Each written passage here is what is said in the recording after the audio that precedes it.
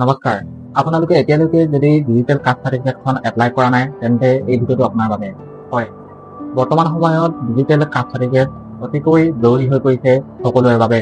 যিকোনো ক্ষেত্ৰতে বৰ্তমান পুৰণি কাষ্ট চাৰ্টিফিকেটখনৰ ঠাইত ডিজিটেলাইজ কাষ্ট চাৰ্টিফিকেটখন বিচৰা হৈছে। আপোনালোকে কেনেকৈ অতি কম সময়ৰ ভিতৰতে এই ডিজিটেল কাষ্ট চাৰ্টিফিকেটখন লাভ কৰিব পাৰিব এই বিষয়ে সবিশেষ জনাম আৰু কেনেকৈ আপোনালোকে ঘৰতে বহি নিজৰ মোবাইলতেই এই কাষ্ট চাৰ্টিফিকেটখনৰ বাবে এপ্লাই কৰিব এই বিষয়েও এই ভিডিঅ'টোত আপোনালোকে জানিবলৈ পাৰিব। ভিডিঅ'টো শেষলৈকে চাই থাকিব, ভাল পালে এটা লাইক কৰিব আৰু ফেচবুকত চাই থাকি ফেচবুক পেজটো ফ'ল' কৰিবলৈ নাপাহৰিব আৰু ইউটিউবত চাই থাকি ছাবস্ক্ৰাইব কৰিবলৈ একেবাৰে নাপাহৰিব। ভিডিঅ'টো আৰম্ভ কৰোঁ। পোনপ্ৰথমে আপোনালোকে মোবাইলত যিকোনো এটা ব্ৰাউজাৰ অ'পেন কৰি ল'ব। ব্ৰাউজাৰটো অ'পেন কৰাৰ পাছতে আপোনালোকে তাত চাৰ্চ কৰিব সেৱা সেতু। সেৱা সেতু বুলি চাৰ্চ কৰি দিয়াৰ পাছতে একেবাৰে ওপৰত যিটো লিংক থাকিব সেই লিংকটোত আপোনালোকে ক্লিক কৰি দিলেই এই ৱেবছাইটটোলৈ আহি যাব। ইয়াৰ পাছত আপোনালোকে ওপৰত কমলা ৰঙৰ এই আইকনটোত ক্লিক কৰি চিটিজেন অপশ্যনত ক্লিক কৰিব আৰু তাৰপিছত আপোনালোকৰ সন্মুখত এনেকুৱা এটা ইণ্টাৰফেচ আহিব। ইয়াৰ পাছত আপোনালোকে ইয়াত নিজৰ মোবাইল নম্বৰ অথবা ইউজাৰ নেম আৰু পাছৱৰ্ডৰ সহায়ত চাইন ইন অপশ্যনত ক্লিক কৰি দিব। যদিহে আপোনাৰ একাউণ্টটো আগতে বনাই থোৱা নাই তেন্তে আপোনালোকে নিউ ইউজাৰ অপশ্যনত ক্লিক কৰি একাউণ্টটো বনাই ল'ব লাগিব। মোৰ যিহেতু একাউণ্টটো বনাই থোৱা আছে সেইবাবে মই মোবাইল নম্বৰ আৰু পাছৱৰ্ড দি চাইন ইন অপশ্যনত মই ক্লিক কৰিছোঁ। চাইন ইন অপশ্যনত ক্লিক কৰাৰ পাছত ইয়াত এলাউ কৰিবলৈ আহিব। আপোনালোকে ইয়াত এলাউটো কৰি দিব। এলাউ কৰাৰ পাছতে আপোনালোকে এই ৱেবছাইটটোলৈ আহি যাব আৰু ইয়াত চাব পাৰে ওপৰত হোম এবাউট ছাৰ্ভিচ অপশ্যন আছে। ইয়াত ছাৰ্ভিচ অপশ্যনত ক্লিক কৰিব। ছাৰ্ভিচ অপশ্যনত ক্লিক কৰাৰ পিছতে আপোনালোকৰ ইয়াত যিসমূহ ফৰ্ম আছে গোটেই ফৰ্মসমূহৰ লিষ্টসমূহ আহি যাব। ইয়াত চাৰ্চত আপোনালোকে যদিহে SC চাৰ্টিফিকেটৰ বাবে SC ST চাৰ্টিফিকেটৰ বাবে যদি আবেদন কৰে তেন্তে ইয়াত SC চাৰ্টিফিকেটৰ বাবে SC চাৰ্টিফিকেট বুলি চাৰ্চ কৰিব আৰু যদিহে OBCৰ বাবে লাগে তেন্তে OBC বুলি চাৰ্চ কৰিব। মই যিহেতু OBCৰ বাবে এপ্লাই কৰিম সেইবাবে ইয়াত OBC মই চাৰ্চ কৰিছোঁ। চাৰ্চ কৰাৰ পিছতে আপোনালোকৰ অপশ্যনত ইয়াত আহি যাব। এপ্লাই অপশ্যনত ক্লিক কৰিব। এপ্লাই অপশ্যনত ক্লিক কৰাৰ পিছতে আপোনালোকৰ এনেকুৱা খোল খাব। এপ্লাই নাও অপশ্যনত ক্লিক কৰিব। এপ্লাই নাও অপশ্যনত ক্লিক কৰাৰ পিছত এই গোটেই ফৰ্মখন আহি যাব আপোনালোকৰ আগত। ইয়াত আপোনালোকে ফিল আপ কৰিব লাগিব। পোনপ্ৰথমে আপোনালোকক সোধা হৈছে ইয়াত নিজৰ লেংগুৱেজ ভাষাটো চিলেক্ট কৰিব দিছে। ইয়াত আপোনালোকে ভাষা চিলেক্ট কৰিব পাৰিব। ভাষা ইংৰাজী কৰিও কৰিব পাৰে, অসমীয়া কৰিও আপোনালোকে কৰিব পাৰে। ইয়াত প্ৰথমে আপোনালোকে চিলেক্ট কৰিব লাগিব OBC MOBC। তাৰপিছত নিজৰ নামটো টাইপ কৰিব, আবেদনকাৰীৰ নাম, আৰু তাৰপাছত ইয়াত জেণ্ডাৰ লিংগ চিলেক্ট কৰিবলৈ দিছে, লিংগ চিলেক্ট কৰিব আৰু আপোনালোকৰ মোবাইল নম্বৰটো অট'মেটিকলি ইয়াত হৈয়ে যাব। পান নম্বৰ দিবলৈ কোৱা হৈছে, ইয়াত নিদিলেও হয়। ইমেইল ID নিদিলেও হয় আৰু EPIC নাম্বাৰ এইটো নিদিলেও হয়। ডেট অফ বাৰ্থ আপোনালোকে ইয়াত টাইপ কৰিব লাগিব। ডেট অফ বাৰ্থটো চিলেক্ট কৰি ল'ব।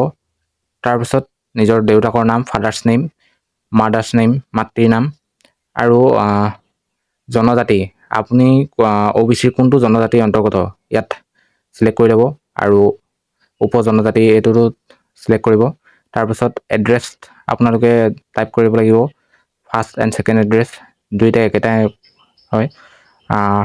ডিষ্ট্ৰিক্ট চিলেক্ট কৰিব নিজৰ, তাৰপিছত চাব ডিষ্ট্ৰিক্ট চিলেক্ট কৰিব আৰু তাৰপিছত আপোনালোকে ইয়াত নিজৰ চাৰ্কল অফিচ চিলেক্ট কৰিব লাগিব।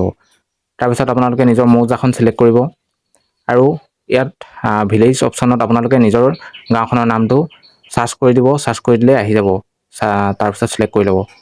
তাৰপিছত আপোনালোকে ইয়াত নিজৰ পুলিচ ষ্টেচন, থানা চিলেক্ট কৰিবলৈ টাইপ কৰিব লাগিব আৰু ডাকঘৰটো টাইপ কৰিব।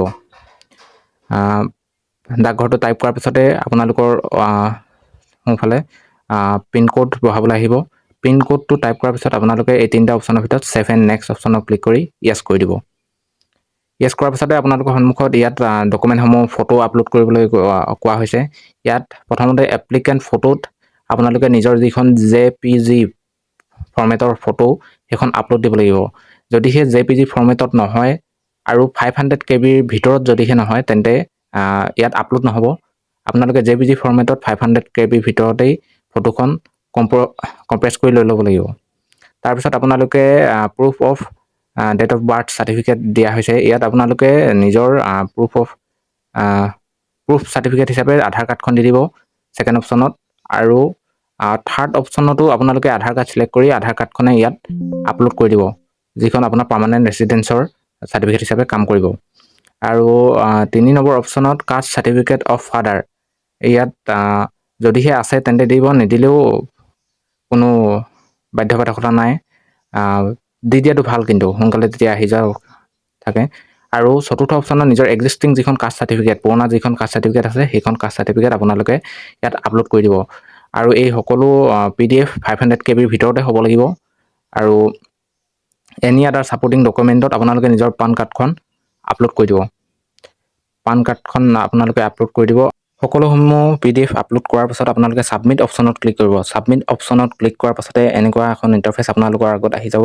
ইয়াত আপোনালোকে গোটেই আপোনাৰ যিসমূহ ডাটা তথ্য আপলোড কৰিছিল, ইয়াত ফটো, আধাৰ কাৰ্ড, এইসমূহ শুদ্ধ হৈছে নে নাই চাব পাৰিব। তাৰপিছত আপোনালোকে তলত থকা সেউজীয়া মেক পে'মেণ্ট অপশ্যনত ক্লিক কৰিব। মেক পে'মেণ্ট অপশ্যনটোত ক্লিক কৰাৰ পাছত আপোনালোকৰ সন্মুখত এনেকুৱা এখন ইণ্টাৰফেচ আহি যাব। ইয়াত আপোনালোকে 40 ৰুপিজ এটা পে'মেণ্ট কৰিব লাগিব। পে'মেণ্টটো ইণ্টাৰনেট বেংকিং নতুবা UPI জৰিয়তে কৰিব পাৰিব। যিকোনো এখন বেংক চিলেক্ট কৰি ল'ব। তাৰপিছত আপোনালোকে এগ্ৰি অপশ্যনত ক্লিক কৰি প্ৰচিড ফৰ পে'মেণ্ট কৰি দিব।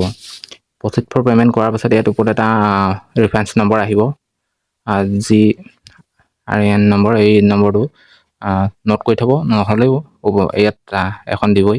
ইয়াত আপোনালোকে টিকমাৰ্ক কৰি প্ৰচিড ফৰ পে'মেণ্ট অপশ্যনটোত আকৌ ক্লিক কৰিব। ক্লিক কৰাৰ পাছতে আপোনালোকৰ সন্মুখত এনেকুৱা এখন আহি যাব। ইয়াত আপোনালোকে credit card, debit card, net banking আৰু UPI জৰিয়তে পে'মেণ্ট কৰিব পাৰিব। মই যিহেতু কম্পিউটাৰত কৰিছোঁ সেইবাবে ইয়াত QR কোডখন ওলাইছে, যিখন স্কেন কৰি পে'মেণ্ট কৰিব লাগিব। আৰু যদিহে আপোনালোকে মোবাইলত কৰে তেন্তে UPI ID জৰিয়তে কৰিব পাৰিব। পে'মেণ্টটো ছাকচেছফুল হোৱাৰ পাছতে আপোনালোকৰ একেবাৰে ওপৰত থকা টেক প্ৰগ্ৰেছ অপশ্যনটোত ক্লিক কৰি আপোনালোকৰ প্ৰগ্ৰেছটো চাই থাকিব পাৰিব। ইয়াত মই মোৰখন লগাই দিছোঁ।